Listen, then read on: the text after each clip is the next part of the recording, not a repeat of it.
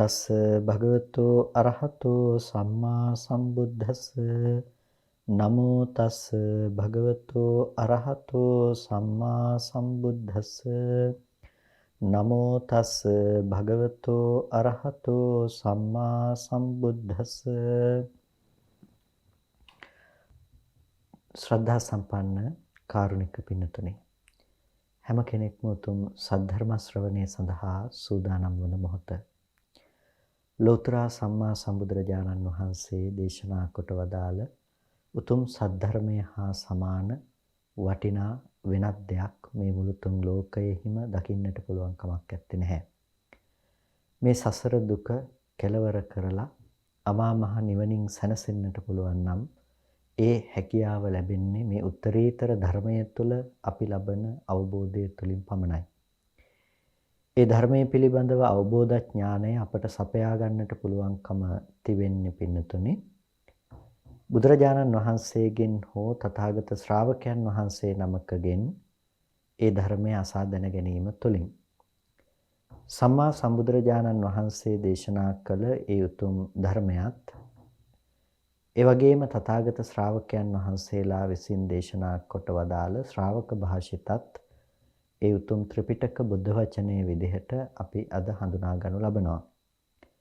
බුද්ධ වචනයට අමතරව ශ්‍රාවක භාෂිත වූද බුදුරජාණන් වහන්සේගේ ධර්මයට අනුකූල වන නිසාම භාග්‍යතුන් වහන්සේගේ ණයක්‍රමයේ නොඉක්මවා පවත්නා නිසාම ඒ සියල්ලම බුද්ධ දේශනාවටම සංග්‍රහ වන බව අප ඔබට නිරන්තරයෙන්ම සිහිපත් කරනවා.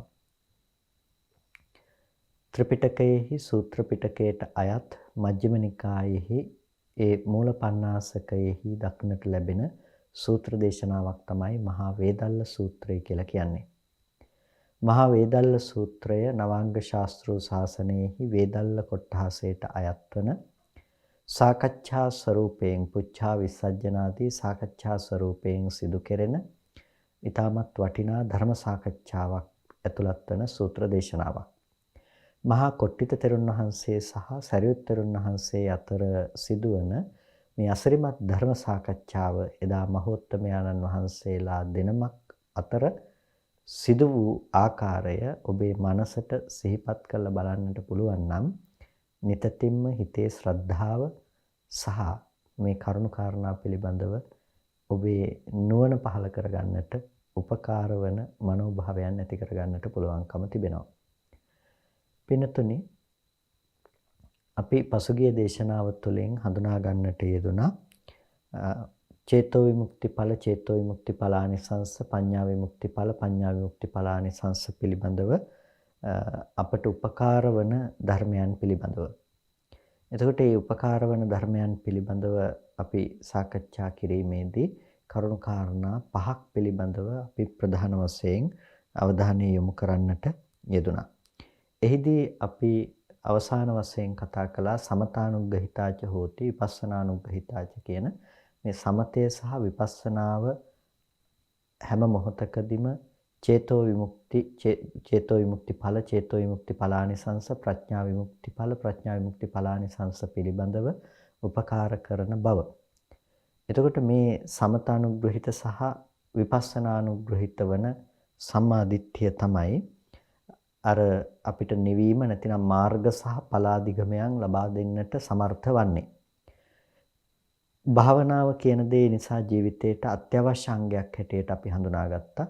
භාවනාවේ ප්‍රධාන කොටස් දෙකයි. ඒ තමයි සමතය සහ විපස්සනාව.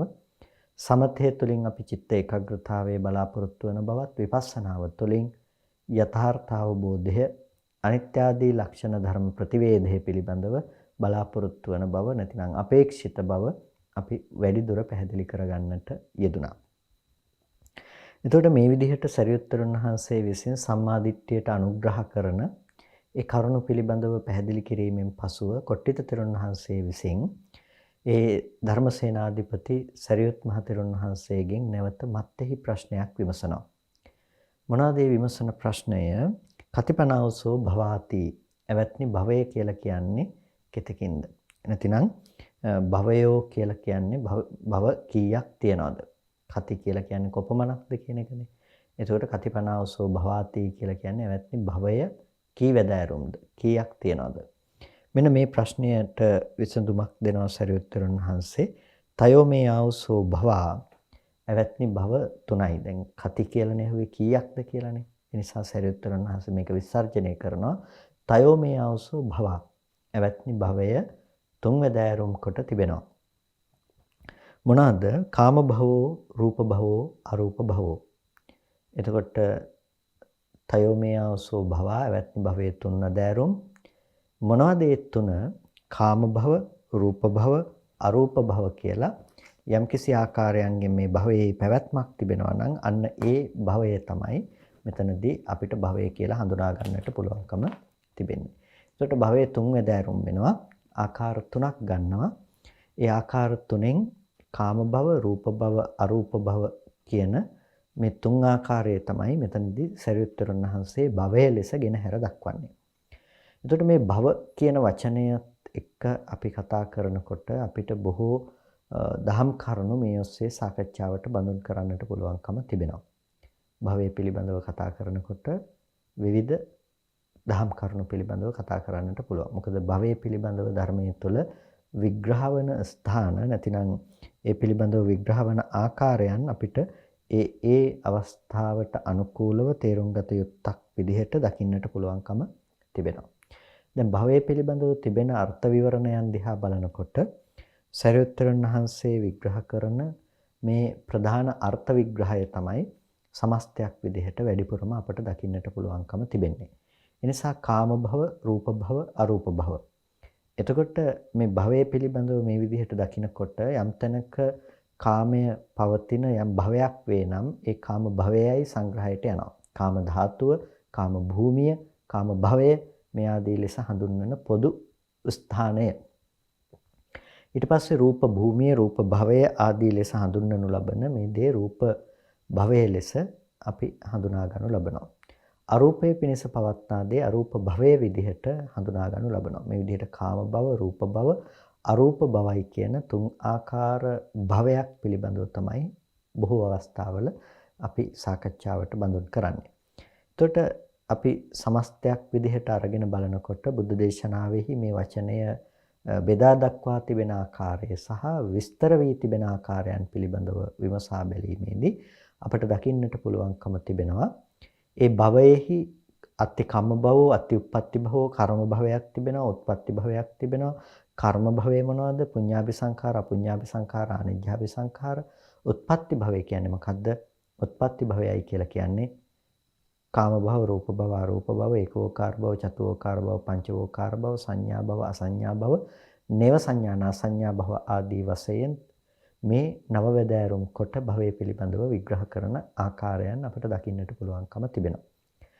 එතකොට මීට වඩා මේ භව කියන වචනයත් එක්ක ඇතම් තැනකදී භවය දෘෂ්ටියක් හැටියට දක්වනවා. ඒ වගේම ඇතම් තැනකදී භවය උපාදානයක් හැටියට දක්වනවා. ඇතම් තැනකදී භාවෝ භවණං නැතිනම් වීම් අර්ථයේහි භවය පිළිබඳව දක්වනවා. තවත් තැනකදී සස්සතන්ති භවෝ කියලා කියනවා. ශාශ්වත නිසා භව කියලා කියන්නේ කියලා. එතකොට අභාවෝ කියලා කියන උච්ඡේදේ, භවෝ කියලා කියනවා ශාශ්වතයට. එතකොට මේ භව දිට්ඨිය තියෙනවා ඊට පස්සේ. භව දිට්ඨි, විභව දිට්ඨි ආදී ලෙස දකින්නකොට භව කියන එක දිට්ඨියක් විදිහටත් දකින්නට පුළුවන්කම තිබෙනවා. මේ ආදී භවය පිළිබඳව තිබෙන අර්ථ විග්‍රහය දිහා බලනකොට නැතිනම් භව කියන වචනයත් එක්ක ඈඳුණු සැසඳුණු දැන් දිහා බලනකොට අපිට ඒ අවස්ථානුරූපීව විවිධ අර්ථ විවිධ ආකාරයට ප්‍රකාශ කරන බව අපට තේරුම් ගන්නට පුළුවන්කම තිබෙනවා. ඊට පස්සේ ආත්ම භවය පිළිබඳව අපි කතා කරනවා. ආත්ම භාවය පිළිබඳව. ඒකට මේ පිළිබඳව කතා කිරීමේදී ප්‍රධාන වශයෙන් අපට දකින්නට පුළුවන්කම තියෙන දැන් මේ සූත්‍රයේම අපිට ඉදිරියේදී දැක්කනවා මේ පුනබ්භවාභිනිබ්බති කියලා. පුනබ්භව. පුනර්භවය. නැවත භවයකටපත් වීම. මේ ආදී ලෙස භවය කියන වචනයත් එක්ක භාවිත වන වපසරියක් නැතිනම් භව කියන වචනයේ යෙදෙන වපසරියක් අපට දකින්නට පුළුවන්කම තිබෙනවා. එතකොට මෙන්න මේ භව කියන අපි කතා කරන මේ දේ පිළිබඳව අපි මේ සූත්‍රයට අදාළව කරුණු මේ අවස්ථාවේදී විමසමු සහ ඊට හාත්පස කරුණු පිළිබඳවත් යම් අවබෝධයක් එකතු කරගනිමි. එතකොට තයෝ මේ ආවසෝ භව ඇවැත්නි භව තුනක් තිබෙනවා. එතකොට මේ භව තුනක්ය කියලා කියනකොට මෙතනදී දේශනා කරන්නේ මේ භවයන්ගේ ප්‍රමාණය. භවයන්ගේ ප්‍රමාණය. එතකොට භව තුනයි. තමයි කාම භව, රූප භව, අරූප භව. එතකොට මේ භව තුනයි කියන මේ දේ ඇතුළත අර සියලු භවයන් සංග්‍රහිත කරනවා. දැන් අපි කියවනේ කර්ම භව, උත්පත්ති භව විදිහට භව දෙකක් බෙදනවා කියලා. එතකොට කර්ම භවය කියලා කිව්වේ අපි කරන පින් පව් ආදී කරන කුසල අකුසල කර්ම. එතකොට මේ කුසල අකුසල කර්මයන් විදිහට කතා කරන දෙයට තමයි කම්ම භවෝ කියලා කිව්වේ. කර්ම භවය කියලා කිව්වේ. එතකොට මේ කර්ම භවය ඒක කාම භව, රූප භව, අරූප භව කියන මේ තුනටම අදාළ වෙනවා. කාමාවචර කර්ම කරනකොට ඒකට කියනවා කාමාවචර භවගාමී කර්මයක්. ඒක කාම භවයටයි. රූපාවචර කර්මයක් කරනකොට ඒක රූප භවයටයි. අරූපාවචර කර්මයක් කරනකොට ඒක අරූප භවයටයි. එතකොට මේ භව කියන වචනේදී කර්ම භවය එක්ක අපි ඒ වචනේ පාවිච්චි කරනකොට එතකොට කර්ම භවයත් මේ භවයට ඇතුළත් කරනවා. ඒ වගේම උපප්‍රාප්ති භවය නැතිනම් උත්පත්තිය ලබන්නා වූ භවය පිළිබඳව කතා කරනකොට අපි කතා කරා සංඥා භව, අසංඥා භව, නේව සංඥා, නා සංඥා භව ආදී ලෙස. එතකොට මේ සංඥා භව, අසංඥා භව, නේව සංඥා, නා සංඥා ආදී භවයත් මේ ආකාරයට අපිට බෙදා දක්වන්නට පුළුවන්කම තිබෙනවා. කාම භවයේ සංඥා භවයක්. රූප භව සංඥා භවයක්. එතකොට අසංඥී භවයන් දක්වන්නට පුළුවන්කම තිබෙනවා. නේව සංඥී, නා සංඥී භවයන් දක්වන්නට පුළුවන්කම තිබෙනවා. මේ ආදී ලෙස අපිට මේ භව කියනකොට කාම භව, රූප භව, අරූප භව ආදියට බෙදා දක්වන්නට පුළුවන්කම තිබෙනවා. ඒ වගේම ඒකවෝකාර භව, චතුවෝකාර භව, පංචවෝකාර භව කියනකොට මේ එතනත් එක් ස්කන්ධයක් පමණක් පවත්නා භවයේ, ස්කන්ධ සතරක් පමණක් පවත්නා භවයේ, ස්කන්ධ පහම පවත්නා භවයේ කියලා කතා කරනවා. කාම භවයේ පංචවෝකාර භවයේ කාම භවයටයි. ඒ වගේම රූප භූමිය, රූප භවයේ පංචවෝකාර භවයටයි. ඒ වගේම අරූප භූමිය චතුෝකාර භවයටයි. අරූප භූමිය රූපය එතන विद्यमान නොවන නිසා ඒක චතුෝකාර භවයටයි. ඒ වගේම රූපී බ්‍රහ්ම ලෝකයක් වන ඒ අසඤ්ඤ තලයේ අපි අරගෙන බැලුවොත් ඒ රූපී බ්‍රහ්ම ලෝකයක් වන ඒ අසඤ්ඤ තලයේ ඒකෝකාර භවයටයි. ඒකෝකාර භවයට ඒක ස්කන්ධයක් පමණක් පවත්නා තැනක් හැටියට එතන අපිට දක්වන්නට පුළුවන්කම තිබෙනවා. එතකොට මෙන්න මේ ආකාරයට අපිට මේ භවය බෙදී යන ආකාරයන් දකින්නට පුළුවන්කම තිබෙනවා. මේ සියල්ලම සංග්‍රහිත කළා තමයි සරියුත්තරුන් වහන්සේ මෙතනදී දක්වන්නේ කාම භවෝ, රූප භවෝ, අරූප භවෝ. කාම භවයක් තිබෙනවා, රූප භවයක් තිබෙනවා, අරූප භවයක් තිබෙනවා. එතකොට මේ භවය කියන දේ පිළිබඳව අපි තිබෙන අනිකුත් විග්‍රහයන් එක්ක මේ කාරණාව තවදුරටත් විමසා බැලුවොත් අපිට දකින්නට පුළුවන්කම තිබෙනවා. මේ භවය කියන වචනේ පිළිබඳව තියෙන විග්‍රහයන් දිහා බලනකොට භවතිති භවෝ කියලා. භවතිති භවෝ. ඒ කියන්නේ භවති කියලා කියනවා වෙනවට. विद्यमान වෙනවා, පවතිනවා. පවති වේ කියන අර්ථයට භවති කියලා කියනවා. භවතිති භවෝ වේනුයි භවේ. වේනුයි භවේ. ඒ කියන්නේ विद्यमान වන නිසා තියෙනවා කියලා අපිට ඒ विद्यमान භාවය හමු වන නිසා ඒකට භවය කියලා කියනවා. එතකොට සංඥාය භවෝ සංඥා භවෝ. සංඥාය භවෝ සංඥා භවෝ කියනකොට සංඥාවෙහි පැවැත්ම සංඥා භවය කියලා කියනවා. එතකොට මේ ආකාර ලෙස අපිට තියෙන භවය පිළිබඳව තිබෙන මේ විග්‍රහයට අනුව අපි බැලුවහම කාමේහි පවත්නා තැන, කාමසහගත සංඥා මානසිකාරයන්ගේ හැසිරෙන තැන ඒක කාම භවයේ ලෙස හඳුන්වනවා. එතකොට දැන් කාම භවයේහි තියෙන ස්වභාවය තමයි අපිට රූප, ශබ්ද, ගන්ධ, රස, ස්පර්ශ කියන ධර්මයන් පිළිබඳව ඇති කරගනු ලබන කැමැත්ත. රූප, ශබ්ද, ගන්ධ, රස, ස්පර්ශ කියන මේ රූපී ධර්මයන් පිළිබඳව ඇති කරගනු ලබන කැමැත්ත. මේක තමයි භවය කියලා අපි හඳුන්වන තැන ප්‍රධාන වෙන්නේ. එතකොට රූප පිළිබඳව අපේ තියෙන හිතේ යම් ඡන්දයක්, යම් රාගයක්, යම් කැමැත්තක්, තෘෂ්ණාවක් තියෙනවා. ශබ්දයේ පිළිබඳව අපේ හිතේ කැමැත්තක්, තෘෂ්ණාවක්, ඡන්දයක්, රාගයක් තිබෙනවා. මේ විදිහටම ගන්ධ, රස, ස්පර්ශ මේ ආදී ධර්මයන් පිළිබඳව පවත්නා කැමැත්තක් තියෙනවා, තෘෂ්ණාවක් තියෙනවා. එතකොට පින්නතුනි මෙන්න මේ තණ්හා නිස්ෘත ස්වභාවය රූපාදී ධර්මයන්ගේ පවතිනකොට, ඒ කියන්නේ අපි කැමැති වෙනකොට ඒ දෙයට රූපාදී ධර්මයන්ට එහි ලැබෙන ආස්වාදයේ විඳිමින් ඒ ආස්වාදයට අපි නැවත නැවතත් කැමැති වෙනකොට, රූපාදී ධර්මයන්ගේ ආස්වාදයේ විඳිමින් එහි පවත්නා ආස්වාදයට අපි නැවත නැවතත් කැමැති වෙනකොට, ඒ කැමැති වනු ලබන දේ අපිට කාම භවය ගෙනවිත් දෙන්නට සමර්ථ වෙන දෙයක්. කාම භවයේ ගෙනවිත් දෙන්නට සමර්ථ වෙන දෙයක්. එතකොට අපිට දකින්නට පුළුවන්කම තිබෙනවා කාම භවය කියනකොට කර්ම භවය සහ කාම භවයේහි උත්පත්ති භවය කියලා භව දෙකක් තිබෙනවා.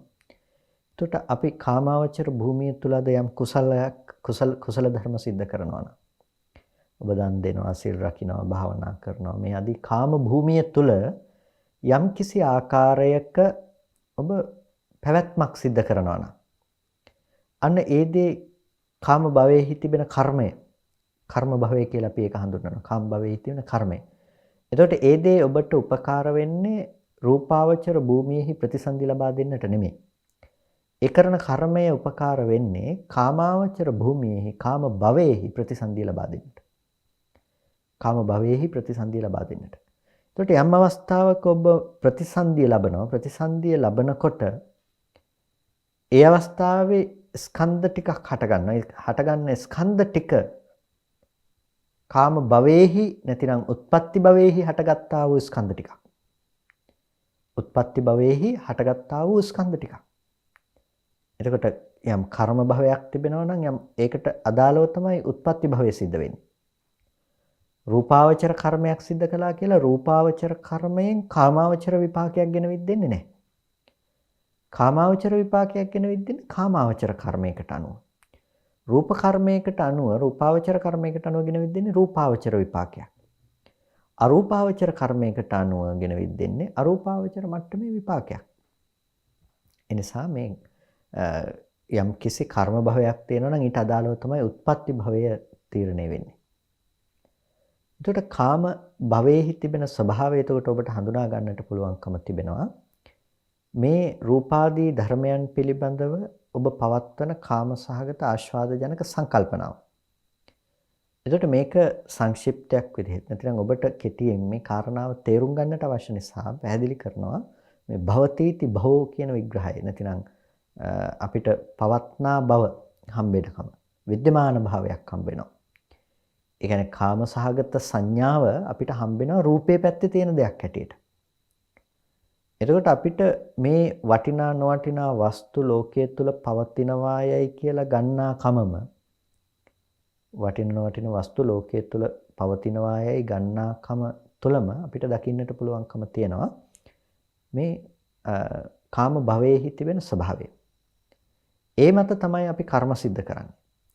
අපිට පුළුවන් ඒ දකින මනස තුළ පිහිටා ඉඳලා ඒක අපිට පුළුවන්කම තියෙනවා අපිට තව තැනකට ඒක දන් දෙන්න පුළුවන්. ඒක තණ්හාවෙන් තමම් රැස් කරලා තියාගන්නට පුළුවන්. හොරකම් කරගන්නටත් පුළුවන්. මොන කර්ම સિદ્ધ කර ගැනීමක් තියෙනවා.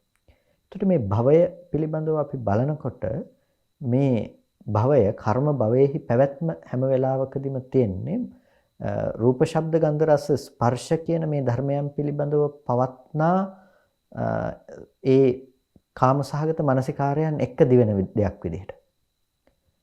එතකොට දැන් අපි භවය කියන වචනය ආශ්‍රවයක් හැටියට හඳුනා ගන්නවා. භව ආශ්‍රවය. භවය ආශ්‍රවයක්. ආශ්‍රව කියලා කියන්නේ පුරුද්දක්. එතකොට පුරුද්දක් කියලා කියනකොට ඒක අපි පුරුදු කරගත්ත කමක්. එතකොට මොකද්ද මේ භවය ආශ්‍රවයක් බවට පත් වෙන්නේ? එතකොට ආශ්‍රවයක් බවට පත් වෙන අපි පුරුද්දක් විදිහට අරගෙන තියෙන කාම භූමියට අපි නැඹුරු වෙන්නෙම කාම භූමියේ ස්කන්ධ ටික අපි අල්ල ගන්නෙම ආස්වාදයේ හොයාගෙන රූපේ පැත්තේ තියෙන ආස්වාදයේ හොයාගෙන ශබ්දයේ පැත්තේ ගන්ධයේ පැත්තේ රසයේ පැත්තේ පොට්ටබ්බේ පැත්තේ තිබෙන ආස්වාදය හොයාගෙන තමයි අපි ඒකට නැඹුරු වෙන්නේ. ආස්වාදය එහි දක්නා බවක් නැත්තම් ඒ රූපේ ඉක්මවා නැත්තම් කවදාවත් අපිට ඉන් මිදෙන්නට පුළුවන් කමක් නැත්තේ නෑ. එතනින් එහා කර්මයක් සිදු කරගන්න පුළුවන් කමක් නැත්තේ නෑ. ඒකේන වාසය කරන්නෙම කාම භූමිය තුල කාම භවය තුල. එතකොට කාම භවය කියන මේ වචනය ඔබ තේරුම් ගන්නකොට පින්නතුනේ අද ඔබේ මානසික මට්ටම පිළිබඳව ඔබ තේරුම් ගන්නට ඕනේ. ඒ කියන්නේ දැන් කාම භවය කියලා කියන්නේ අපි ප්‍රතිසන්දි ලබාගත් භවයක් තියෙනවා. ඒ ප්‍රතිසන්දි ලබාගත් භවයේ ඔය හැමෝම ඉන්නේ එකම මට්ටමක. හැමෝම ඉන්නේ එකම මට්ටමක. බාහිර රූපය පිළිබඳව පවතින මානසිකාරය තුළින් ඔය හැමෝම ඉන්නේ එකම සමාන මට්ටමක. අපායේ ඉන්න සත්ත්වේ නිරේක සත්වයේගේ ඉඳලා ඒ කාමාවචර ලෝකයේ තුල ඉහළින්ම සැප සම්පත් භුක්ති විඳින මාර දිව්‍ය ලෝකයේ දක්වාම අපි අරගෙන බැලුවොත් ඒ හැමෝටම පොදු වූ එක ධර්මයක් තියෙනවා. එදී තමයි රූප ශබ්ද ගන්ධ රස ස්පර්ශ කියන මේ ධර්මයන් පිළිබඳව නැඹුරු වූ මනසක් ඇතුව වාසය කරනකම. රූප ශබ්ද ගන්ධ රස ස්පර්ශ කියන මේ ධර්මයන් පිළිබඳව නැඹුරු වූ මනසක් ඇතුව වාසය කරන බව. එතකොට ඒ පැත්තට එකතු වෙලා, ඒ පැත්තට යොමු වෙලා, ඒ පැත්තට වැටිලා තමන්ගේ මනස පවත්වනකම තමයි කාම භවයේහි ජීවත් වෙන කෙනෙකුගේ ස්වභාවය. එතකොට මේ සියලුම මිනිසුන් වාසය කරන තැන, දෙවියෝ වාසය කරන තැන, නිරේක සත්වයින් වාසය කරන තැන රූපේ පැත්තේ ආස්වාදයේ තියෙනවා, ශබ්දේ ගන්ධේ රසේ ස්පර්ශයේ පැත්තේ ආස්වාදයේ තියෙනවා. ඒ හොයාගන්නට නම් අපිට රූප ටික ළඟ තියාගන්නට ඕනේ, ශබ්දය අහන්නට ඕනේ, ගඳ සුවඳ විඳින්නට ඕනේ, රස විඳින්නට ඕනේ, ස්පර්ශ විඳින්නට ඕනේ. එතකොට අපි අර බාහිර භෞතික ලෝකයේ පැත්තට නැවත නැඹුරු වෙලා ඒ දේවල් ඇසුරු කරගෙන ජීවත් වෙන්නට පටන් ගන්නවා. එතකොට මේක අපි පුරුද්දක් විදිහට සිද්ධ කරලා තියෙනවා. ඒ නිසා ආශ්‍රවයක් හැටියට අපිට ඒක බලවත් වෙලා තියෙනවා. අනාත්ම ස්කන්ධ ටිකක් හට ගන්න තැනක. කොහෙද මේ ස්කන්ධ ටික උපදින්නේ? මේ ස්කන්ධ ටික උපදින්නේ කාම භවයේම තමයි.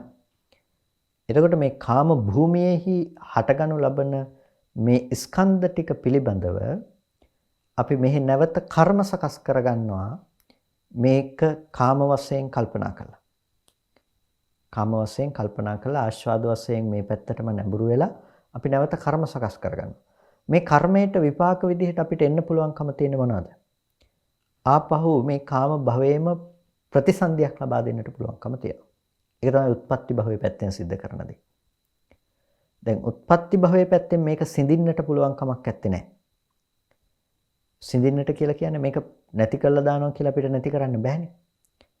හැබැයි අපිට පුළුවන් අනාගතයට ප්‍රතිසන්දි වශයෙන් යන්නේ නැති වෙන්න අපිට පුළුවන් මේ භවය නිරුද්ධ කරලා දාන්න. කර්ම භවය අපිට නිරුද්ධ කරන්නට පුළුවන්කම තියෙනවා. ඒ කියන්නේ අපි ප්‍රතිසන්දි වශයෙන් බැසගත්ත ස්කන්ධයන්ගේ යථාර්ථය තේරුම් අරගෙන ඒ පිළිබඳව ආස්වාද වශයෙන් ග්‍රහණය කරගන්න නැතුව එහි යථා ස්වභාවය අවබෝධ කරගෙන පසු වෙනවා නම් ඒ සෑම අවස්ථාවකම අපිට කර්ම සකස් කරගන්න තැනට ඉඩක් ලැබෙන්නේ නැහැ. කර්ම සකස් කරගන්න තැනට ඉඩක් ලැබෙන්නේ නැහැ. එතකොට අපිට භෞතිකය තුල පවත්නා විදිහේ දේවල්, පවත්නා දේවල් කියන එකෙන් අදහස් කරන්න පින්නතුනේ මේ කාම සහගත සංකල්පනාවන් විදිහට පවතිනවා කියලා ගත්ත දේවල්. ඔබට ඇලෙන්න පුළුවන් දේවල් බාහිර රූපේ තුලින් ආස්වාදජනක විදිහට ලැබෙනවා. ඒක රූපේහිලා දකිනවා. අම්මා, දරුවා, රත්තරන්, මිල මුදල්, යාන වාහන මේ ආදී ලෙස ඔබ ඇලෙන්නට සුදුසු දේ රූපේ පැත්තේ දකින එක තමයි ඒ කාමයේ පැත්තට හේතුව බවට පත් වෙන්නේ. එනිසා කාම භවය කියලා කියනවා ඔබ භවයක් විදිහට බාහිරට නැඹුරු වීම. ඔබට ඒ विद्यमान වීම. ඒ ස්කන්ධ ටික මත ඔබට කැමති වෙන්නට අවශ්‍ය දේ බාහිර රූපය ඇතුලේ තියෙනවා කියලා ඔබට පේනවා නම් विद्यमान වෙනවා කියලා පේනවා නම් ඒ වාසය කරන්නේ කොහෙද? කාම භවයේහි. කාම භවයේ.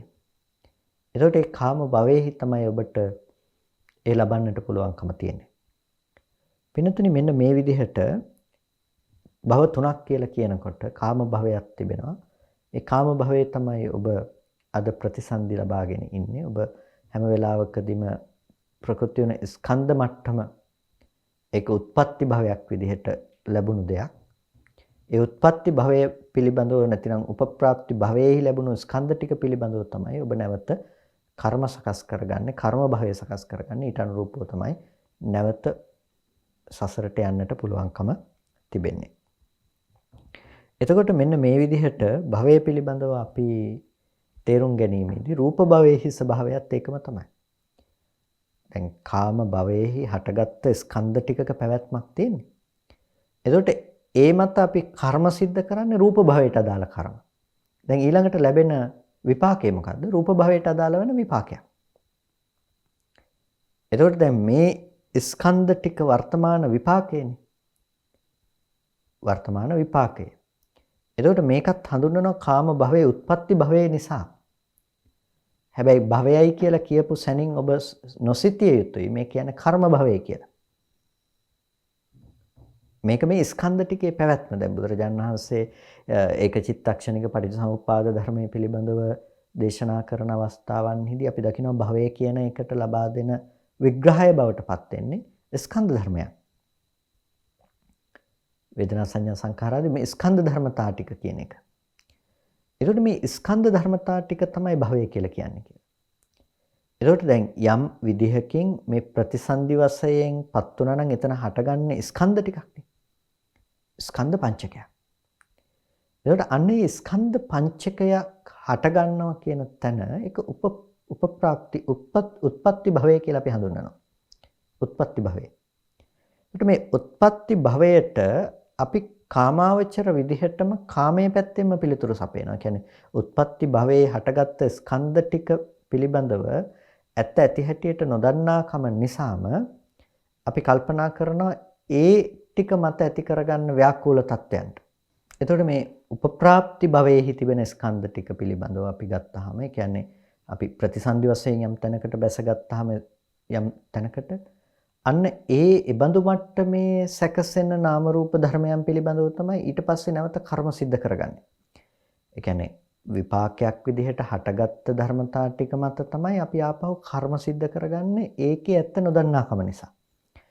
අපි අද කාම වශයෙන් කල්පනා කරන්නේ ඒ පෙර විපාකයක් විදිහට ලැබුණු විපාක සම්තතියක් පිළිබඳව. විඥාන නාම රූප සලආයතන පස්ස වේදනා කියන මේ ධර්මතා ටික මත තමයි අපි අද කාම භවයේ කර්ම භවයේ සකස් කරගෙන තියෙන්නේ. කාම භවයේ කර්ම භවයේ සකස් කරගෙන තියෙන්නේ මේ ස්කන්ධ ටික මත. එතකොට මේ ස්කන්ධ ටික මතම තමයි අපිට රූප භවය සකස් කරගන්න පුළුවන්කම තියෙන්නේ කර්ම භවයක් විදිහට. එතකොට ප්‍රතිසන්දිය ලැබෙන්නේ රූප භවයේ. ඒ විදිහටම අරූප භවයේ අපිට උපදව ගන්න පුළුවන්කම තියෙන්නේ මේ ටික මතම තමයි. එතකොට ඇහැට රූපයක් ගැටිලා ඒ පිළිබඳව අපි හිතලා දැනගන්නවා කියන සිදුවීම යනකොට ඒ ධර්මතා ටික පැත්තෙන් කෙනෙක් කාමාවචර වශයෙන් එයා කර්ම භවයක් සිද්ධ කරගන්නවා. කෙනෙක් රූපාවචර වශයෙන් කර්ම භවයක් සිද්ධ කරගන්නවා. කෙනෙක් අරූපාවචර වශයෙන් කර්ම භවයක් සිද්ධ කරගන්නවා. එතකොට අද කර්ම භවයේ පැත්තේ ඉඳලා නම් අපි භවය කියන දේ කතා කරන්නේ ඒක හැම වෙලාවකදීම පුද්ගලයාගේ තිබෙන කෙලෙස් මට්ටම අනුව අපි කතා කළ යුතු දෙයක්.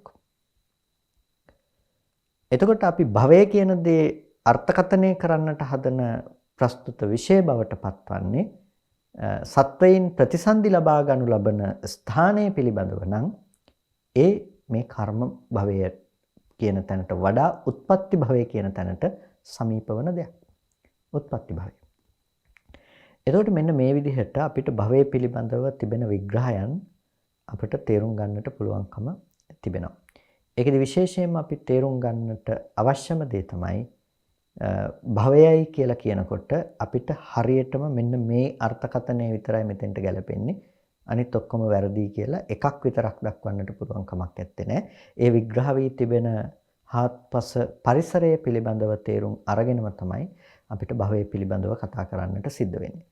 ඒ වගේම භවය කියලා අපි පොදුවේ ධර්මය විග්‍රහ කරනකොට විග්‍රහ කරන භවය හැම වෙලාවකදීම බාහිර ධර්මයන් පිළිබඳ රූපාදී ධර්මයන් පිළිබඳව පවත්න අදහසක් සංඥාවන් විදිහට අපි ගන්න. එතකොට භවය පිළිබඳව කතා කරනකොට මේ භව සංඥාවක් තියෙනවා. භවය ආශ්‍රවයක් විදිහට ඉදිරිපත් වෙනවා. එතකොට භවය කියලා මේ පවත්නා ස්වභාවයක් මානසික මට්ටමක් තියෙනවා. පවත්නා ස්වභාවයයි කියපු ගමන්ම ඒ විද්‍යමාන ධර්මයේ දැනගන්නවා කියන දේ ගැන නෙමෙයි කතා කරන්නේ. විද්‍යමාන ධර්මයේහි Nirodhe නොදන්නා කම නිසා ඒ දේ නිට්ටයයි ගැනීම ගැන. ඒ පවත්නා ධර්මයේ Nirodhe නොදන්නා කම නිසා ඒක සැපයයි ගන්නා කම. එතකොට ඒක සුභයයි ගන්නාකම. අන්න ඒ මානසික මට්ටම ගැනයි මේ කතා කරන්නේ. බාහිර පවත්නා දෙයි කියලා හිතනවා කියන එකෙන් අදහස් කරන්නේ ඒක. නැත්තම් ඇතැම් වෙලාවට කෙනෙක් මේක වැරදි විදිහට අල්ලගෙන මේ ඔස්සේ වැරදි විදිහට කරුණු කාරණා ගොනු කරන්නට උත්සාහවත් වෙනවා. නිසා භවය කියලා කියනකොට භවය විග්‍රහ කරන්නේ කාම භව, රූප භව, අරූප භව කියන මේ තුන් ආකාර භවයක් විදිහට. මේ ඇතුළත ඔය සියලුම ආකාරයේ නවාකාර භවයේම ඇතුළත් කරන්නට පුළුවන්කම තිබෙනවා. එතකොට ඒකෙදි කර්ම භවය කිය විදිහට ඇතුළත් කරන ටිකත් ඇතුළත් කරන්නට පුළුවන්කම තියෙනවා. උත්පත්ති භවය තමයි කොටස් 9කට බෙදන්නේ. මොනවාද ඒ 9? අපි ආපහු සිහිපත් කරගත්තොත් උත්පත්ති භවයේ බෙදෙනවා කාම භව, රූප භව, අරූප භව, සංඥා භව, අසංඥා භව, නේව සංඥා, නාසංඥා භව, ඒකවෝකාර භව, චතුවෝකාර භව, පංචවෝකාර භවයි කියලා භවය උත්පත්ති භවය බෙදා දක්වන්නට පුළුවන්කම තියෙනවා. ඒ වගේම කර්ම භවය අපිට බෙදා දක්වන්නට පුළුවන්කම තියෙනවා. පුඤ්ඤාභි සංඛාර, අපුඤ්ඤාභි සංඛාර, අනිඤ්ඤාභි සංඛාර ආදී විදිහට කර්ම භවය බෙදා දක්වන්නට පුළුවන්කම තියෙනවා. මේ විදිහට කර්ම භවයත් උත්පත්ති භවයත් මේ ආකාරයට මේ තුන් භවයේ ඇතුළත සංග්‍රහ කරන්නට පුළුවන්කම තියෙනවා. කාම භවයේහි කර්ම භවයක් තියෙනවා, උත්පත්ති භවයක් තියෙනවා. රූප භවයේහි කර්ම භවයක් තියෙනවා, උත්පත්ති භවයක් තියෙනවා. අරූප භවයේහි කර්ම භවයක් තියෙනවා, උත්පත්ති භවයක් තියෙනවා. මේ ආදී භවය මේක ඇතුළත සංග්‍රහ කරන්නට පුළුවන්කම තියෙනවා. ඒ නිසා සරියුත්තරුන් වහන්සේ තයෝමියවසෝ භවයවත්නි භව තුනයි කියලා කියන මේ දේශනාව අංග සම්පූර්ණ දේශනාවක්. එතකොට නැවත මත්ෙහි ප්‍රශ්නයක් අහනවා. කතම් පනවසෝ ආයතින් පුනබ්භවාබිනිබ්බති හෝති. එවත්නි කොහොමද ආයතින් පුනබ්භවාබිනිබ්බති හෝති? ආයතින් පුනබ්භවාබිනිබ්බති කියලා කියනවා මත්ෙහි පුනර්භවයේ පිනිස පවතින. නැතිනම් පුනබ්භව අබිනිබ්බති. පුනබ්භව අබිනිබ්බති. එතකොට ආයතින් නැවත පුනබ්භව අබිනිබ්බතියක් තියෙනවා නම්, නැවත භවයටපත් වීමක් තියෙනවා නම් අන්න ඒක සිද්ධ වෙන්නේ කොහොමද? පුනබ්භව අබිනිබ්බතිය. එතකොට සරියුත්තරන් වහන්සේ දේශනා කරනවා අවිජ්ජා නීවරණානං කෝ ආවසෝ සත්තානං. අවිජ්ජා නීවරණානං කෝ ආවසෝ සත්තානං තණ්හා සංයෝජනානං තෘෂ්ණා නැමැති සංයෝජනයෙන් බැඳුණු తත්‍ර తත්‍රාභිනන්දනා ඒ තන සතුට වෙන ස්වභාවයක් තිබෙනවා නම් ඒවං ආයතින් පුනබ්භවාබිනිබ්බති තේ හෝතිති. එතකොට මේ විදිහට තමයි සත්වය පුනර්භවාබිනිබ්බතියටපත් වෙන්නේ. කියන්නේ නැවත උත්පත්තියක් ලබනවා නම් නැවත උත්පත්තියක් ලබන්නේ කොහොමද කියලා අහනවා. එතකොට අවිජ්ජා නීවරණාන අවිද්‍යාව නැමැති නීවරණයෙන් ආවරණය වෙලා ඒ වගේම තණ්හා සංයෝජනානං තෘෂ්ණා නැමැති සංයෝජනයෙන් බැඳුණු සත්තානං සත්වයින්ගේ తත්‍ර తත්‍රාභිනන්දනා ඒ තන සතුට වන ස්වභාවයක් තිබෙනවා නම් මෙන්න මේ සතුට වන ස්වභාවයත් එක්ක තමයි ආයතින් පුනබ්භවාබිනිබ්බති නැවත මත්ෙහි පුනර්භවයක් ලැබෙන්නේ. එතකොට දැන් පුනර්භවය සිද්ධ කරන්නේ කුමක්ද? තෘෂ්ණාව නැමැති සමුදය. තෘෂ්ණාව එමත් නැත්නම් සමුදය. එතකොට ගහකාරකන් දිට්ඨෝසි කියලා බුදුරජාණන් වහන්සේ උදාන වාක්‍ය හැටියට දේශනා කරනවා මේ ගහකාරකය මම ඔබව දැක්කා. පුනගේහන්න කහසි නැවත ඔබට මේක ආයෙගෙවල් හදන්නට දෙන්නේ නැහැ. එතකොට අපිට දකින්නට පුළුවන්කම තියෙනවා මේ ගෙවල් හද ගියපු වඩුව කවුද? තෘෂ්ණාව.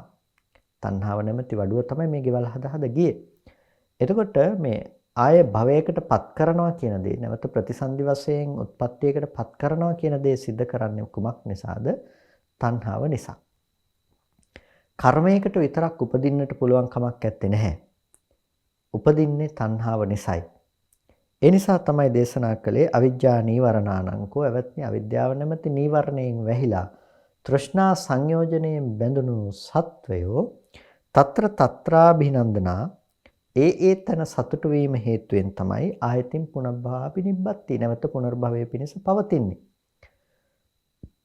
එතකොට මොකද්ද මේ తත්‍ර తත්‍රාභිනන්දනා කියලා කිව්වේ?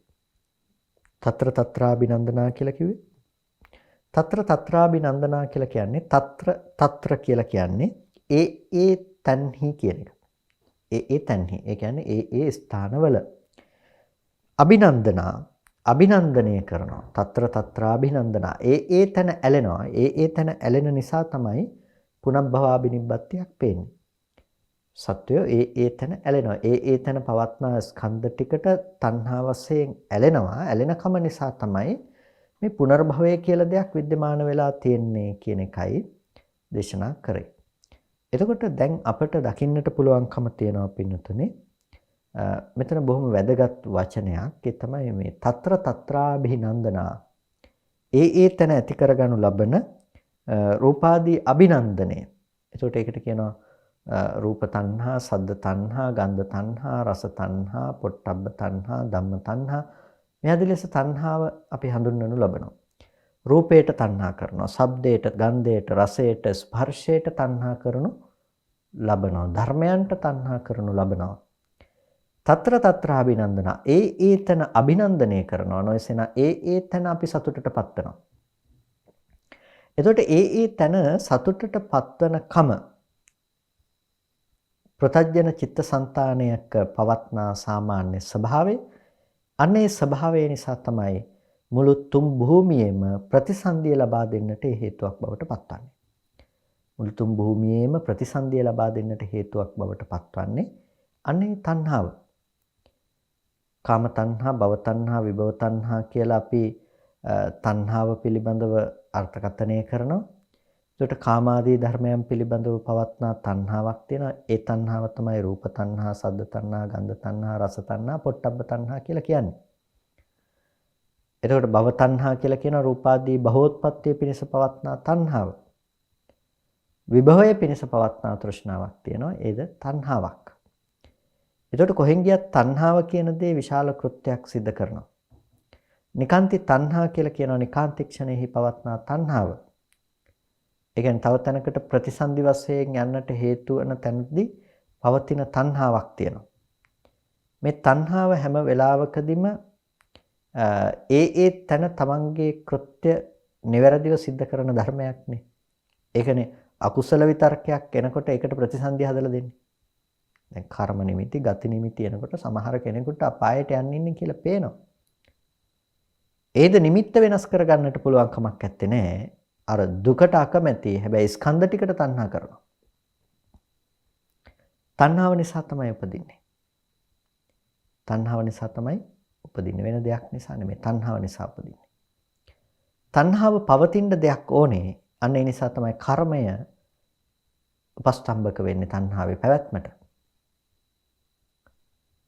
එතකොට අන්න ඒ කර්මයකට තණ්හා කළා තමයි ප්‍රතිසන්දි වශයෙන් කෙනෙක් යන්නේ.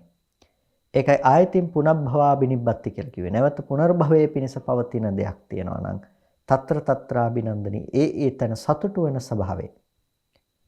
తත්‍ර తත්‍රාභිනන්දනා ආයතින් පුනබ්භවාබිනිබ්බති. తත්‍ර తත්‍රාභිනන්දනා කියලා කියන්නේ ඒ තන සතුටු වීම හේතුවෙන් සතුටු වීමෙන් ඇතිවෙන දෙයක් තමයි එවං ආයතින් පුනබ්භවාබිනිබ්බති. මෙසේ නැවත පුනර්භවාබිනිබ්බතිය සිද්ධ වෙනවා. එතකොට මේ తත්‍ර తත්‍රාභිනන්දනා කියන ස්වභාවයේ ඒ තන සතුටු වීම කියන දේ ඇති වුණේ කුමක් නිසාද? අවිද්‍යා නීවරණානං අවිද්‍යාව නැමැති නීවරණයෙන් ආවරණය වෙලා තණ්හා සංයෝජනානං තෘෂ්ණාව නැමැති සංයෝජනයෙන් බැඳිලා ඉන්න සත්වයින්ට තමයි මේ ආකාරයට ඒ තන සතුටු වන්නට පුළුවන්කම තිබුණේ. ඒ කියන්නේ යථාර්ථයක් විදිහට ලෝකේහි පවත්නා යථාභූත ස්වභාවය නොදන්නාකම තමයි අවිද්‍යාව කියලා කියන්නේ. ඒක දුක්ඛේ අඥානං, දුක්ඛ සමුදය අඥානං, දුක්ඛ නිරෝධේ අඥානං, දුක්ඛ නිරෝධගාමිනී පටිපදාය අඥානං කියලා අපි සරල ලෙස තේරුම් ගන්නවා. එතකොට මේ දුක පිළිබඳව ලෝකේ පවත්නා යථාර්ථය තමයි සංකත, පීලනාර්ථ, සංతాපාර්ථ, විපරිණාමාර්ථ ආදී දුක්ඛ ලක්ෂණ ටික. මේ දුක පිළිබඳව දන්නේ නැහැ. දුක්ඛ ධර්ම පිළිබඳව දන්නේ නැහැ. සංකත ධර්මයන්ගේ සංකත ස්වභාවය පිළිබඳව දන්නේ නැහැ. මේ මොකේ ස්වභාවය ගැනද කියන්නේ අර ලෝකේ හටගත්ත ඉපදුණු හේතුඵල ධර්මතාවය පිළිබඳව. එතකොට අන්න ඒ ධර්මයේ පිළිබඳව නොදන්නා අවිද්‍යාවෙන් ආවරණය වෙනවා. තණ්හා සංයෝජනානං. එතකොට තණ්හාව කියන එක බැඳුමක්. මේක ආවරණය කරලා ගැට ගහලා තියෙන බැඳුමකින් ඒ තමයි තණ්හාව නැමැති සංයෝජනය. දැන් අපිට පෙන්නනවා අර යථාර්ථය යථාභූත ස්වභාවය ආවරණය කළා දැම්මට පස්සේ ඒ ස්කන්ධ ධර්මතා ටිකම අම්මා කියලා පෙන්නනවා. දරුවෝ කියලා පෙන්නනවා. වටිනා දේවල් කියලා පෙන්නනවා. නොවටිනා දේවල් කියලා පෙන්නනවා. මෙන්න මේ විදිහට ඒ ධර්මයන් පිළිබඳව අපිට බඳු වූ පරිවිතර්කයන් ගොඩනගනවා. දැන් අපි නොදන්නාකම නිසා මෙතන මුලාවටපත් වෙනකොට අපි හැම වෙලාවකදීම තණ්හා කරන්නේ අර ජීවත් වෙන අම්මට, ජීවත් වෙන තාත්තට, නැතිනම් වටිනා දෙයට, නැත්නම් නොවටිනා දෙයට.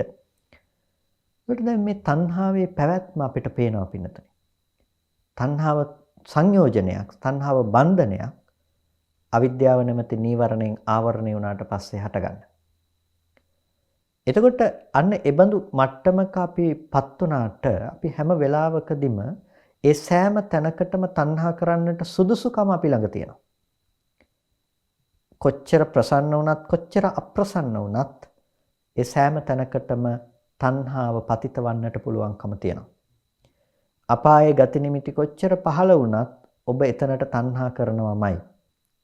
නැත්තම් කොහොමද ප්‍රතිසන්දි වශයෙන් යන්නේ?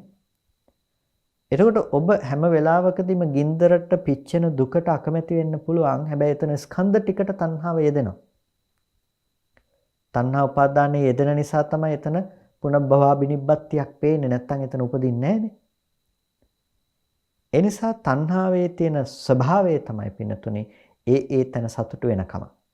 හැබැයි ලෝකේ අපි ඒක දකින්නේ නැහැ. අපි දකින්නේ හැම වෙලාවකදීම කැමැත්ත සහ අකමැත්ත කියන දේ බාහිර පැත්තෙන් අපි ඇතිවෙන දේ ගැන යෙදෙන විදිහක් තමයි අපි කල්පනා කරලා බලන්නේ.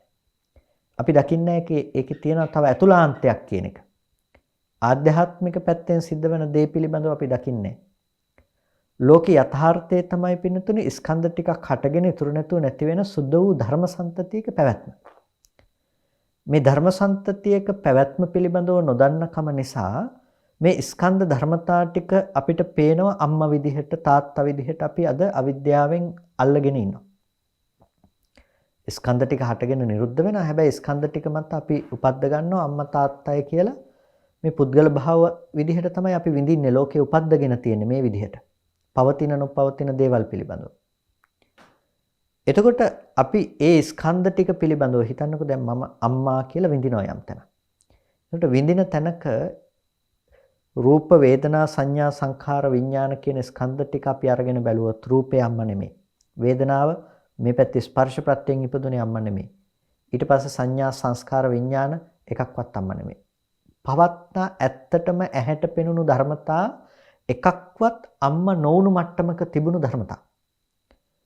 එතකොට ඒ ටික හටගෙන ඉතුරු නැතුව නැති වෙන ස්වභාවයෙන් යුක්තයි. අනේ හටගෙන ඉතුරු නැතුව නැති වෙන ස්වභාවයෙන් යුක්ත ඒ හුදු සුද්ධ ධර්ම සම්තතිය අපිට පුද්ගලයෙක් විදිහට පේනවා. පුද්ගලයෙක් විදිහට අම්මා කියලා කෙනෙක් විදිහට පේනවා. දැන් අපි ආස කරන අම්මට. එතකොට අම්මට අපි ආදරෙයි කියලා අපි ඒ රූපේ පිළිබඳව අපි තණ්හා කරනවා. එතකොට අපි ඒක රූපේ පැත්තේ දාලා අපි අද ඒකේ ආස්වාදයේ විඳින්න නිසා තමයි කාම භූමිය කියලා කියන්නේ. හැබැයි ඔබ රූපෙට විතරක් නෙමෙයි. ඒ රූපේ පිළිබඳව ඇති වුණු වේදනාව, සංඥාව, සංඛාරය, විඥානය කියන මේ ටිකටත් එක්කම තමයි කැමති වෙලා තියෙන්නේ. දැන් පින්නතුනේ ඔබට අම්මට ආදරෙයි කියලා ඔය ඇති වෙන ඔය අවස්ථාවක් අපි අරගෙන බැලුවොත් ඒ වගේ තැනකම තමයි ඒ ඉබඳු ස්කන්ධ ටිකම තමයි පින්නතුනේ ඔබට මම වෙලා තියෙන්නේ. අම්මා දැනගන්න බවම ඔබට මේ පැත්තේ මේ ඉන්න පුද්ගල බව නිර්මාණය කරලා දීලා තියෙනවා. මම තමයි අම්මව දැනගත්තේ කියලා. මේ ස්කන්ධ ටිකේම තව පැත්තක් තියෙනවා. ඔබ ගැටෙන්න පුළුවන්. මේ මිනිස්සයා මං අකමැති මිනිස්සෙක් කියලා. අකමැති මිනිස්සයා කියන තැන ස්කන්ධ ටික අකමැති මිනිස්සයා කියන බවක ඇත්තේ නැහැ. ඒක ස්කන්ධ ධර්මයක් විතරයි. හැබැයි අකමැති මිනිස්සයා කියන තැන ඔබ ගැටෙන තැනක ඔබ ඇත්තටම ගැටීම ඇති කරගෙන තියෙන කොහෙන්ද? තමන් බවට ගියපු ස්කන්ධ ධර්මතා ටික මත. කොටිම කියනවා නම් තමන් ගැනම තරහ අරගෙන කියලා ගොඩක් වෙලාවට ওই කාරණාව තේරුම් කරන්න අවශ්‍ය වුණාම අපි පැහැදිලි කරනවා. එතකොට මෙන්න මේ විදිහට පින්නතුනේ හැම වෙලාවකදීම සිදුවන සිදුවීම තමයි හේතු නිසා හටගත්ත ධර්මය හේතු නැතිවීමෙන් නැතුව යනවා. ඒක තමයි ලෝකයේ යථාර්ථය.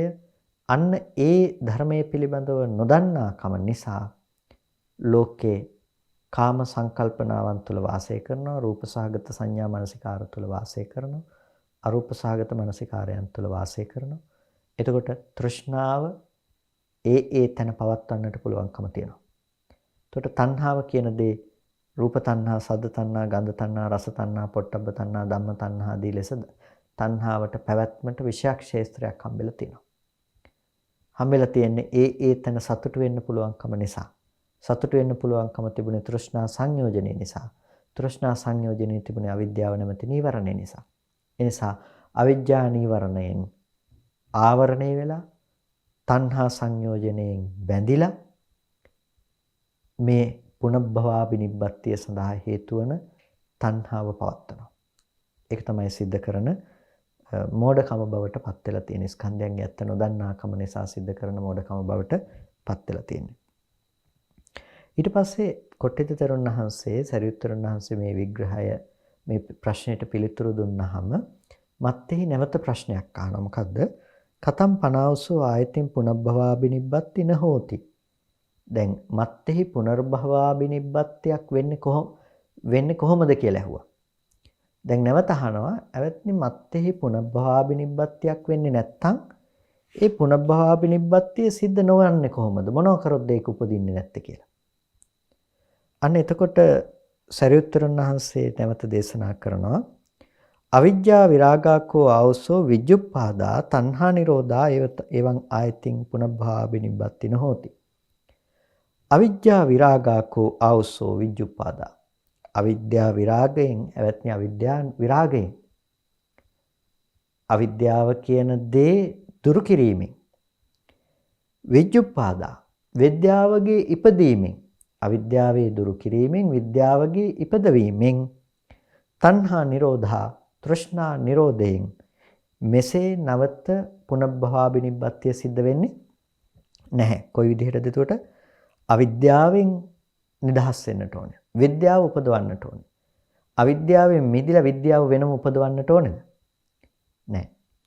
යම් කිසි මට්ටමක අවිද්‍යාව දුරු කරනවා නම් එයම තමයි විද්‍යාවේ හට ගැනීම, විද්‍යාවේ පහළවීම බවට පත්වන්නේ. අවිද්‍යාව යම් තැනක දුරු කරනවා නම් දුරු කරන බවම තමයි විද්‍යාවේ පහළවීම. අන්ධකාරයේ දුරු කිරීම සඳහා යම්කිසි ආලෝකයක් දැල්වනකොට ආලෝකයේ දැල්වීමත් අන්ධකාරයේ දුරවීමත් දෙකම එකට සිදුවනවා හා සමානව අවිද්‍යාව දුරු කරනවා නම් ඒහා සමගම විද්‍යාව උපදිනවා. විද්‍යාව උපදින්නේ යම් මොහොතක නම් ඒහා සමගම අවිද්‍යාව දුරු වී යනවා. එතකොට අවිද්‍යාව කියන දේයින් විරාගයටපත් වීමත් ඒ වගේම විද්‍යාව කියන දේ හටගනු ලබන බවත් විද්‍යාවගේ උත්පාදයත් ඒ වගේම තෘෂ්ණාවගේ නිරෝධයත් කියන මේ ආකාරයන්ගෙන් අපට පුළුවන්කම තිබෙනවා කුමක් කරන්නද? මේ භවය දුරු කරලා දාන්නට. පුනර්භවය කියන දේ ආයතින් පුනබ්භවාපිනිබ්බත්ති කියන දේ දුරු කරලා දාන්නට. එතකොට අපිට කියන කරුණු දෙකක් ඒ තමයි අවිද්‍යාව දුරු කරලා විද්‍යාව උපදවන්න, තණ්හාව කියන දේ දුරු කරලා දාන්න. දැන් මේ තමයි කල යුතු දේ හැටියට අපිට පෙන්වන්නේ පුනර්භවය දුරු කරන්නට, අවිද්‍යාව දුරු කරන්න. නොදන්නා කමක් තියෙනවා, නොදන්නාකම දුරු කරලා දාන්න. එතන දන්නාකම උපදවන්න, විද්‍යාව උපදවන්න. දැන් අපි තේරුම් ගත්ත අපි කොයිතැනද නොදන්නාකම උපදවගත්තේ කියලා. නොදන්නාකම උපදවගත්තේ කුමන අවස්ථාවේදීද කියන එක පිළිබඳව අපි හඳුනාගත්තා. එතකොට අපි නොදන්නාකම උපදවගෙන තියෙන කොතනද? පිනතුනේ අපි නොදන්නාකම උපදවගෙන තියෙන්නේ අර ස්කන්ධ ධර්ම පිරිසුදු ස්කන්ධ ධර්මතා ටික මත. මත කියලා කියන්නේ ඒක තියෙනකොට මේ විදිහ එකක් තව උපද්දගෙන කියන එක නෙමෙයි. එහි ස්වභාවය තමයි නිරෝධ ධම්ම භව. නිරෝධ ධම්ම භව කියලා කියන්නේ නිරෝධයේ ස්වභාවය කොටගෙන පවතිනා. ඇහැ රූප චක්කු විඥාන ආදී මේ ධර්මයෝ නිරෝධයේ ස්වභාව කොට පවතින ධර්මයෝ. මනෝ ධාතු මනෝ විඥාන ධාතු ආදී චිත්තයෝ නිරෝධයේ ස්වභාව කොට පවතින ධර්මයෝ. රූපය හට ගැනීම සහ වැයවීම ස්වභාව කොට පවතින්නේ.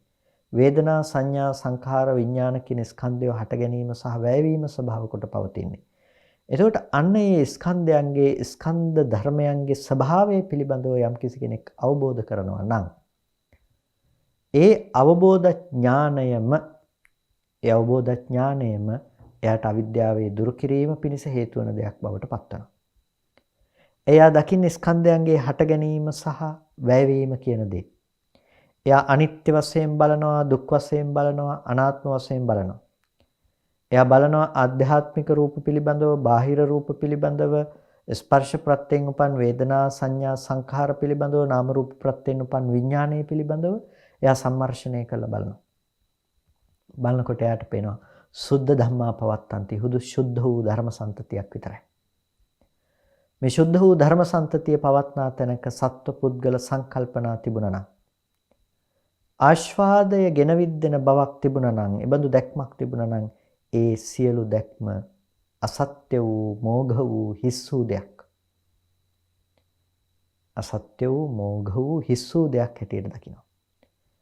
එතකොට මේ දකින්නකම නිසාම, ඒ ධර්මයන්ගේ Nirodhaය සාක්ෂාත් කරනකම නිසාම තණ්හාවට උපදින්නට තැනක් ලැබෙන්නේ නැහැ. ඒකයි මේ තණ්හාව කියන දේ වෙන්නේ නැත්තම්, ඒ කියන්නේ තණ්හා නිරෝධා කියලා කිව්වේ තණ්හාවගේ නිරෝධයෙන්. තණ්හාවගේ නිරෝධයෙන් තණ්හාව නැති කරන්නට ඕනේ. තණ්හාව නැති කරන්න බෑ පින්නතුනේ, අවිද්‍යාව නැති කරන්න නැතුව. ඒකට අවිද්‍යාවගේ නැති කිරීමෙන්ම තමයි තණ්හාව නැති වෙන්නේ. තණ්හාව නැති කිරීමෙන් තමයි අවිද්‍යාව නැති වෙන්නේ. මේ දෙක එකට යෙදෙන දෙයක්. තණ්හාව කෙනෙක් නැති කරනවා කියනවා නම් එයා අවිද්‍යාව නැති කරනවා. අවිද්‍යාව නැති කරනවා නම් තණ්හාව නැති කරනවා. එතකොට තණ්හාව කියන දේ පවත්වන්නේ හැම වෙලාවකදීම අවිද්‍යාවත් එක්ක එකතු කරලා, අවිද්‍යාවෙන් ආවරණය කළාට පස්සේ තමයි තණ්හාව නැමැති ගැටෙන් අපි මේක ගහන්නේ, සංයෝජනයෙන්, බැඳුමෙන් බඳින්නේ. අරකින් ආවරණය වුණාට පස්සේ දැන් මේක निराවරණය කළා, විද්‍යාව උපදවනවා, පෙන්වා දෙනවා. මෙන්න මේකයි යථාර්ථය. මේකයි ලෝක යථාර්ථය. මොකද්ද මේ හටගත්ත ස්වභාවය, මේ ඉතුරු නැතුව නැති වෙන ස්වභාවය. මේ ලෝකේ හටගන්න බව සහ වැය වෙන ස්වභාවය කියලා පෙන්වා දෙනවා. එතකොට ස්කන්ධ ධර්මයන්ගේ, ස්කන්ධයන්ගේ ස්වභාව ලක්ෂණය පෙන්වා දෙනවා අනිත්‍ය ආදී ලක්ෂණයන් විදිහට. එතකොට අනිත්‍ය වූ ස්කන්ධයක් එයා දන්නවා පෙර නොතිබී හටගත්ත දෙයක් ඉතුරු නැතුව නැති වෙනවා කියලා. එතකොට ඒබඳු වූ ස්වභාවයෙන් යුක්ත රූපය, සතර මහා ධාතු උපාදාය ආදී ස්වභාවයෙන් යුක්ත රූපය එයා අම්මා කියලා අල්ල ගන්නවා නම්, තාත්තා කියලා අල්ල ගන්නවා නම්, දුව පුතා කියලා අල්ල ගන්නවා නම්, එයා වැරදි විදිහට ග්‍රහණය කරගන්න ඒ මෝඩකමෙන් මෙයා මිදෙනවා. වැරදි විදිහට ග්‍රහණය කරගන්න, වැරදි විදිහට අල්ල ගන්න සමස්ත මෝඩකමෙන් මෙයා නිදහස් වෙනවා. එයාට පේන්නේ අම්මා තාත්තා දුව පුතා කියන ස්වභාවයකින් පැනවීමක් කරන්නට බැරි ශුද්ධ වූ ධර්ම සම්තතියක් පිළිබඳව දැක්මක් විතරයි ඔහුට තියෙන්නේ. ඒ නිසා ඔහු එතනින් මිදෙනවා. ඒ නිසා ඔහු එතනින් නිදහස් වෙනවා. ඒ නිසා මෙතනදී එයාට අවිද්‍යාවගේ නිර්වශේෂ නිරෝධය කියන දේ නිසා තමයි තණ්හාවට පැවැත්මක් නැති වෙලා තියෙන්නේ. දැන් ඇයි? තණ්හාව හැම වෙලාවකදීම යෙදෙන්නේ ස්කන්ධයන්ගේ ඇත්ත නොදන්නාකම නිසා. ස්කන්ධ ටික මම කියලා හිතන්නේ ස්කන්ධයන්ගේ හට ගැනීම සහ වැයවීම දැක්කේ නැති වුණොත්. ස්කන්ධයන්ගේ නිරෝධය අවබෝධ කරන කෙනාට එයා දකිනවා හේතු ටික ඇති කල්ලි හට ගන්නවා කියලා. ඒ නිසා එයාට මේක නෑ කියන අන්තයකට බැසගන්නේ නැහැ. ඒ වගේම හටගත්ත ධර්මය ඉතුරු නැතුව නැති වෙනවා කියන දේ දකිනවා. ඒ නිසා තියනවා කියන තැනකට බැසගන්නෙත් නැහැ. එතකොට එයා මේ හේතු නිසා හට ගන්න බවක් දකිනවා. හේතු නැති වෙනකොට නැති වෙනවා කියන ස්වභාවයක් දකිනවා. ඒ බඳු ස්වභාවයේහි පවත්නා අනිත්‍ය ස්වභාවය, අනිත්‍ය ලක්ෂණය, අනාත්ම ස්වභාවය, අනාත්ම ලක්ෂණය අවබෝධ කරගන්නවා. එතකොට එයා තේරුම් ගන්නවා මේක මම කියලා ගන්න පුළුවන් කමක් නැත්තේ නෑ. මේ අවිද්‍යා කර්ම තණ්හා ආහාර ආදී මේ දෙයින් හටගත්තු රූපේ මම කියලා ගන්න පුළුවන් කමක් නැත්තේ නෑ. ඒකේ ස්වභාවය තමයි මේ විදිහේ අනාත්ම ලක්ෂණය, අනාත්ම ස්වභාවය. මගේ කියලා තණ්හාවෙන් අල්ලගන්න පුළුවන් කමක් නැත්තේ නෑ. මේ ටික විපරීත වෙනකොට මේක වෙනස් වෙලා යනවා. ඒක මගේ කියලා ගන්න සුදුසු දෙයක් නෙමෙයි. එයාට ආත්ම දෘෂ්ටියට හෝ තණ්හාවට හෝ විෂයක් බවට පත් නොවි ඒ ධර්ම සම්තති හට ගැනීම සහ වැයවීම දකින්නට පුළුවන්කම ලැබිලා තියෙනවා. අන්න ඒක දක්නා තැනක කොයිම වෙලාවකවත් තණ්හාව උපදින්නේ නැහැ. තණ්හාවට අපි කියන අනුත්පාද සංඛ්‍යාත භාවයට යනවා කියලා. අනුත්පාදයට යනවා. නොහට ගන්න බවට යනවා. තණ්හාව කියන එක නොහට ගන්නා බවට යනවා. තණ්හාව උපදින්නේ නැහැ. තණ්හාව උපදින්නේ අර ස්කන්ධ ටික මත නොදන්නාකම නිසා සත්වයක් කෙනෙක්ක පුද්ගලයෙක් කියලා දැක්කනම් තමයි තණ්හාව උපදින්නේ. ඉන්න කෙනාට ඉන්න දෙයට තියෙන දෙයට තණ්හාව උපදින්නේ. හැබැයි දැන් තණ්හාව උපදවන්න තැනක් හම්බ වෙන්නේ නැහැ. එයා දකිනවා ස්කන්ධයන්ගේ හට ගැනීම සහ වැයවීම කියන මේ ධර්මයන් එයා දකිනවා. ඒ ටික තේරුම් ගන්න නිසා එයාට කිසිම තැනක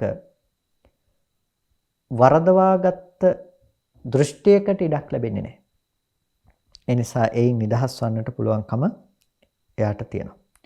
එතකොට දැන් ප්‍රධාන වශයෙන් අපි තේරුම් ගත්තා ආයතින් පුනබ්භවාබිනිබ්බත්තියක් තියෙන්නේ ඇයි? ආයතින් පුනබ්භවාබිනිබ්බත්තියක් තියෙන්නේ ඇයි? ඒ කියන්නේ මත්තේහි අපි උපදින්නේ ඇයි? අවිද්‍යාව නැමැති නීවරණයෙන් වැහිලා තෘෂ්ණා නැමැති සංයෝජනයෙන් බැඳුනට පස්සේ තත්‍රාබිනන්දනා ඒ තන සතුටු වන තණ්හාවෙන් අපි වරගෙන යනවා මතු උත්පත්තිය කරා. මේක නැති කරන්න මොකද්ද කළ යුත්තේ? අවිද්‍යාවගේ නිර්වශේෂ නිරෝධයෙන්, විද්‍යාවගේ ඉපදවීමෙන්, තෘෂ්ණාවගේ ක්ෂය කිරීමෙන් ආයතින් පුනබ්භවාබිනිබ්බත්තිය නොවෙනවා. එහෙනම් අවිද්‍යාව දුරු කරන්නට ඕන වෙනකොට අපිට සංකත ධර්මතා ටික පිළිබඳව අපිට අවබෝධ කරගන්නට වෙනවා. මේ හේතු නිසා හටගත්ත හේතු නැතිවීමෙන් නැති වෙන මේ සංකත දුක්ඛ ලක්ෂණය අපිට අවබෝධ කරගන්නට වෙනවා. ඒ ටික අවබෝධ කරගන්නකොට තමයි අපිට ලෝකයේ සත්පුද්ගල සංකල්ප තිබෙනවා නම්, එබඳු සංඥා මනසිකාර තිබෙනවා නම් වැරදි විදිහට ගත්ත ඒ විපල්ලාස සංඥාවන් වැරදි විදිහට ගත්ත දේවල් අපිට දුරු කරගන්නට පුළුවන්කම තියෙනවා. ඒක දුරු කරගත්තොත් තමයි පින්නතුනේ නිවීම කියන දේ අපිට අපිට උපදවා ගන්නට පුළුවන්කම තියෙනවා. ඒ නිසා අපි අප්‍රමාදී වන්නට ඕනේ. ඒ නිසා අපි උත්සාහවත් වන්නට ඕනේ. කොහොමද අපි මේ නිවීම අපි තුළ උපදවගන්නේ කියන තැන ඇති කරගන්නට. අපි ඉදිරියේදීත් මේ කරුණු පිළිබඳව සහ මේ සූත්‍රය තුළ මේ ප්‍රශ්න සහ ව්‍යාකරණ නැතිනම් විසඳීම් විදිහට අපට දක්නට ලැබෙන දහම් කරුණු පිළිබඳව සාකච්ඡා කරමු. අද දවසේදී ප්‍රධාන වශයෙන් කල්පනා කරගන්න ඔබට සසර පටන් ගන්නෙ කොහොමද? සසර යන්නේ මොන හේතුවක් නිසාද කියන එක පැහැදිලි කරගන්නට පුළුවන්කම තියෙනවා. අවිද්‍යාවෙන් ආවරණය වෙනවා ලෝකේ පවත්නා ස්කන්ධ ධර්මතා ටිකේ ඇත්ත නොදන්නාකම නිසා. එතන තෘෂ්ණාවෙන් ඊට පස්සේ බැඳෙනවා. ඒ නිසා තමයි ඒ ස්කන්ධ ටිකට කරන තණ්හාව නිසා උපදින්නේ. මේක නැති කරන්න ඕනේ තණ්හාව කියන දේ. තණ්හාව නැති කළොත් අපිට පුළුවන් උපදින එක නැති කරන්න. තණ්හාව නිකන් නැති කරන්න පුළුවන් කමක් නැහැ. ස්කන්ධ මත පවත්වන අවිද්‍යාව දුරු කරන්නට ඕනේ. අවිද්‍යාව කියලා කිව්වේ ඒ ධර්මයන් පිළිබඳව නොදන්නාකම. ඒ නිසා දන්නාකම උපදව ගන්නට ඕනේ. එතකොට අපිට පේනවා හුදු ධර්ම සම්තතියක හට ගැනීම සහ වැයවීම කියන දේ. මේක ආයතන වශයෙන් ගත්තොත් ඇහැට රූප පෙනෙන, කනට ශබ්ද ඇහෙන, නාසයට ගඳ සුවඳ දැනෙන තැනක, කයට ස්පර්ශ දැනෙන, මනසට අරමුණු දැනෙන තැනක, ස්කන්ධ විදිහට ගත්තොත් රූප වේදනා සංඥා සංඛාර විඥාන කියලා මොහොතක් පාසා හටගෙන නිරුද්ධ වෙන ස්කන්ධ ධර්මයන් පිළිබඳව, පටිච්චසමුප්පාදයේ පිළිබඳව ගත්තොත් මේ අතීත හේතු ටික නිසා සකස් වන වර්තමාන විපාක ධර්ම ඵල පංචකයේ පිළිබඳව ඇති කරගන්න මේ වැරදි සහගත අවිද්‍යා සංස්කාරයන්ගේ දුරු කිරීම කරන්නට නම් මේකේ යථාර්ථයේ නිරෝධය තේරුම් ගන්නට අවශ්‍යයි. ඒකට මෙන්න මේ ආකාරයට මේ ධර්මයන්ගේ යථාර්ථ අවබෝධය තුළින් මිදීම තමයි අපි ප්‍රධාන වශයෙන්ම අද දවසේදී කතා කළේ. එතකොට ඒකට ප්‍රතිපදාවක් විදිහට අපි හඳුනා ගන්නවා නම් අපිට කතා කරන්නට වෙන්නේ අනිත්‍ය අනුව දකින්න, දුක අනුව දකින්න, අනාත්මය අනුව දකින්න. ස්කන්ධයන්ගේ ස්වභාව ලක්ෂණ ටික ඒකනේ අනිත්‍යයි, දුකයි, අනාත්මයි. එතකොට අපිට පුළුවන්කම තියෙනවා විපල්ලාස සංඥාවන් හිතේ පෙරළුණු අදහස් ටික ඒ ඔස්සේ ගිහිල්ලා ඉවත් කරගන්නට. හොඳයි පින්නතුනි, කල්පනා කරගන්න හැම කෙනෙක්ම අද දවසේදී ධර්ම ශ්‍රවණය කරගන්නට යෙදුණා. යෝනිසෝ මනසිකාරය ඇති කරගන්නට යෙදුණා. මේ විදිහට ධර්ම ශ්‍රවණය කරගෙන යෝනිසෝ මනසිකාරය පවත්වාගෙන වටිනා කියන කුසලයක් සිද්ධ කරගන්නට යෙදුනේ. මේ සිද්ධ කරගත්ත සියලු කුසල ධර්මයන් අපි මේ වෙලාවේදී අනුමෝදන් කළ යුතු අයට අනුමෝදන් කරමු. පළමුවෙන් අපට අර්ථයෙන් ධර්මයෙන් අනුශාසනා කරන අපේ ධර්මාචාර්ය අවසරයි මාංකඩවල සුදස්සන ස්වාමීන් වහන්සේට, අවසරයි මාංකඩවල නන්දරතන ස්වාමීන් වහන්සේට, ස්වාමීන් වහන්සේලා දෙනමතම උතුම් නිවනින් සැනසීම පිණිස මේ කුසලයේ හේතුපනිශ්‍රේම වේවා කියලා ප්‍රාර්ථනා කරනවා. සියලු දෙවියන්ටත් අපි මේ පින් අනුමෝදන් කරමු. දෙවියෝ මේ පින් සතුටින් සාදුනාදයෙන් අනුමෝදන් වනු ලබත්වා. දෙවියන්ටත් උතුම් නිවනින් සැනසීම පිණිස මේ කුසලය හේතුපනිශ්‍රේම වේවා කියලා සාදු කියලා දෙවියන්ටත් පින් දෙන්න. ඒ වගේම අද ධර්මදේශනාවේ දායකත්වයෙන් කටයුතු කරනවා වෛද්‍ය අසාරා සමරකෝන් මහත්මිය සහ රසික සමරකෝන් මහත්මයා විසින් මේ පින්වත් දෙපළ බලාපොරොත්තු වෙනවා. අද දවසේදී උපන්දිනයේ සිහිපත් කරන රසික සමරකෝන් මහත්මයාට සිත ප්‍රාර්ථනා කරන්නට බලාපොරොත්තු වෙනවා. කල්පනා කරගන්න මේ පින්වත් දෙපළ නමින් මිය පරලෝකීය සියලු ඥාතීන්ටත් අපි මේ පින් අනුමෝදන් කරමු. මෙලොව වශයෙන් හෝ සාංශාරික වශයෙන් ඔබ සෑම සියලු දෙනා නමින් මිය පරලෝක ගිහිලා යම් ඥාතිවරයෙක් පින් බලාපොරොත්තු වෙනවා නම් සෑම සියලු ඥාති වර්ගයාම මේ පින තමන් කළ පිනක් මෙන් සතුටින් සාදුනාදයෙන් අනුමෝදන් වනු ලබත්වා කියලා සාදු කියලා ඥාතීන්ට පින් අනුමෝදන් කරන්න. ඒ වගේම ඒ උපන්දිනයේ සිහිපත් කරන රසික සමරකෝන් මහත්මයාටත් දායකත්වයෙන් කටයුතු කරන වෛද්‍ය අසාරා සමරකෝන් මහත්මිය ඇතුළු මේ පින්වත් සෑම සිළු දෙනාටමත් නිදුක් නිරෝගී සුවපත් බව චිරජීවනයේ සැලසේවා. කායික මානසික සැනසෙල්ල ඇති කරගෙන අමා මහ නිවනින් සැනසෙන්නටම මේ කුසලය හේතු උපනිශ්‍රේම වේවා කියලා සාදු කියලා පින් අනුමෝදන් වන්න ඔබ සියලු දෙනාටම තෙරුවන් සරණයි.